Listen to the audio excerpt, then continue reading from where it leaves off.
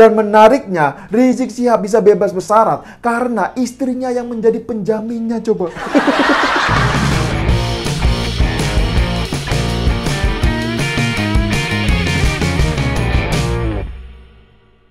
Ya, jumpa lagi dengan saya Yusuf Muhammad. Hari ini Imam Jumbo Rizik Syihab telah bebas dari tahanan.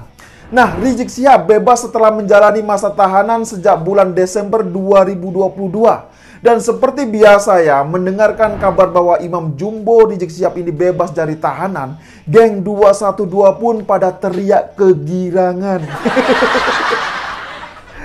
Ya, tapi yang membuat saya penasaran adalah apakah dengan bebasnya Rizik Syihab ini juga akan disambut bahagia oleh Firza Husein?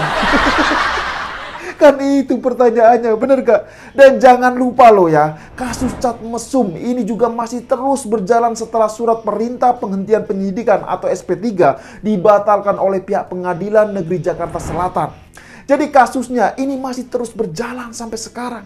Dan dari hasil putusan Pengadilan Negeri Jakarta Selatan tersebut ya, memerintahkan kepada termohon yaitu Polda Metro Jaya untuk kembali melanjutkan proses hukum terhadap Rizik Syihab dan Firza Husein. Ngeri sekali kan. Jadi ceritanya itu begini, sebelumnya ya Rizik Syihab ini pernah mengajukan surat permohonan penghentian penyidikan atas kasus dugaan pornografi yang menjeratnya. Nah, surat tersebut dikirimkan oleh Rizik Syihab melalui pengacaranya, yaitu Sugito Atmopawiro kepada pihak Polda Metro Jaya. Nah, permohonan Rizik Syihab tersebut ternyata dikabulkan oleh pihak pengadilan. Akhirnya apa? Akhirnya kasus Chat Mesumnya ini pun dihentikan atau di SP3. Ya, tapi sayang ada pihak yang menggugat putusan SP3 tersebut. Dan akhirnya apa? Akhirnya putusan pengadilan pun mencabut SP3 tersebut dan memerintahkan agar kasus Chat Mesum yang menjerat nama Rizik Syihab ini kembali diteruskan. Kasihan sekali kan Rizik Syihab ini. Ya jujur saja ya, banyak sekali netizen di Twitter yang menyambut bahagia atas bebasnya Rizik Syihab. Bahkan mereka juga sempat membuat trending topik dengan tagar Ahlan wa sahlan IBHRS coba. Luar biasa sekali kan. Bahkan kalau diperhatikan lebih dalam lagi soal videonya ya, Rizik Syihab ini terlihat disambut dengan lantunan suara musik. Luar biasa sekali kan. Jadi mereka ini menyambut bahagia dan antusias atas kedatangan Rizik Syihab hari ini. Ya, tapi tolong dicatat loh ya, saat ini status Rizik Syihab masih bebas bersyarat. Artinya apa? Artinya Rizik Syihab ini masih dalam pengawasan. Jadi segala aktivitasnya ini masih diawasi dan bahkan juga dibatasi. Nah, mungkin masih ada yang belum paham apa sih arti dari bebas bersyarat itu. Jadi artinya itu adalah pembebasan temporer dari seorang tahanan yang sepakat terhadap kondisi tertentu sebelum menyelesaikan periode penahanan maksimum. Itulah maksudnya. Dan menariknya, Rizik Syihab bisa bebas bersyarat karena istrinya yang menjadi penjaminnya coba. Luar biasa sekali kan. Nah, mungkin inilah pentingnya punya istri banyak. Jujur saja ya, saya jadi teringat dengan kasus Mustafa Nahra, petinggi dari Partai Umat. Dia ini dulunya juga punya kasus hukum dan sempat ditahan oleh pihak kepolisian. Tapi ya akhirnya apa? Akhirnya istrinya yang dijadikan penjamin untuk penangguhan penahanannya. Nah, melihat semua kejadian ini, jujur saja saya jadi curiga. Apa jangan-jangan ya Rizik Syihab ini juga mencontoh Mustafa Nahra? Ya siapa tahu kan, bener gak? Ya tapi ini kan jadinya kontradiksi sekali dengan apa yang digaungkan oleh Rizik Syihab soal revolusi akhlak. Ya kita tahu kan selama ini Rizik Syihab teriak-teriak soal revolusi akhlak.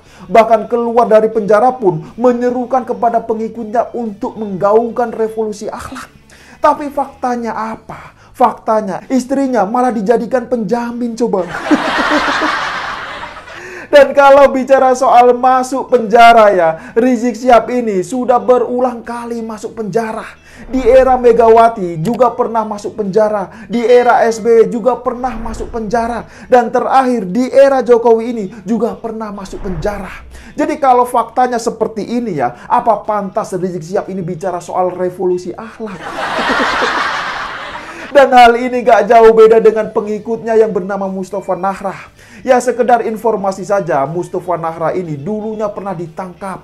lantaran diduga telah menyebarkan kabar bohong melalui Twitter terkait dengan unggahan hoax kerusuhan 22 Mei 2019. Nah, atas kasus tersebut ya, dia kemudian mengajukan istrinya sebagai penjamin untuk penangguhan penahanan. Nah, balik lagi soal status bebas bersyarat Rizik Syihab. Jadi sekedar informasi saja bahwa Rizik Syihab mendapatkan pembebasan bersyarat mulai tanggal 20 Juli 2022 dan berlaku hingga 10 Juni 2024. Jadi selama bebas bersyarat, Rizik Syihab tidak boleh keluar kota, apalagi keluar pulau atau keluar negeri. Itu jelas sekali sangat dilarang oleh pihak Kemenkumham. Selain itu, tiap bulannya ya, Rizik Syihab juga diwajibkan untuk membuat laporan kepada pihak otoritas terkait. Jadi hal ini ya sangat berbeda kalau statusnya adalah bebas murni. Kalau bebas murni artinya ya bebas tanpa harus bikin laporan atau mengikuti bimbingan dari pihak Balai Pemasyarakatan atau Bapas. Nah, selama menjalankan bimbingan ya, Rizik Syihab juga harus mematuhi aturan-aturan dari pihak Bapas. Aturan apa sajakah yang dimaksud itu? Jadi, aturan tersebut diantaranya, Rizik Syihab harus berkelakuan baik dan tidak boleh melakukan pelanggaran, terlebih pelanggaran pidana. Nah, apabila aturan tersebut dilanggar, maka secara otomatis status bebas bersyaratnya akan dicabut dan Rizik Syihab akan dikembalikan ke dalam tahanan. Dan sekedar informasi tambahan loh ya, mungkin masih ada yang belum tahu, Rizik Syihab sebelumnya telah diproses hukum atas 2 kasus tindak pidana, yakni berdasarkan pasal 93 Undang-Undang Nomor 6 Tahun 2018 tentang kekarantinaan, kesehatan, dan tindak pidana penyiaran berita bohong berdasarkan pasal 14 Undang-Undang Nomor 1 1946 tentang peraturan hukum pidana. Nah, muncul banyak sekali pertanyaan terkait dengan bebasnya Rizik Syihab hari ini. Apakah Gubernur DKI Jakarta Anies Baswedan akan sowan menemui Rizik Syihab di Petamburan?